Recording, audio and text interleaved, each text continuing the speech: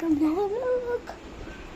এই যে আমার গাড়ি, সাইনবোর্ড, সব এই যে পতাকা পতাকা পতাকা কে পতাকা উল্টা কেটে সিধা করে দিই।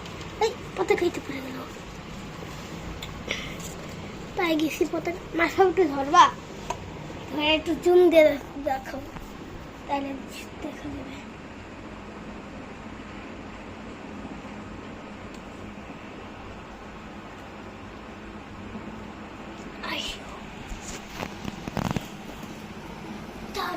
Captain America. The chair.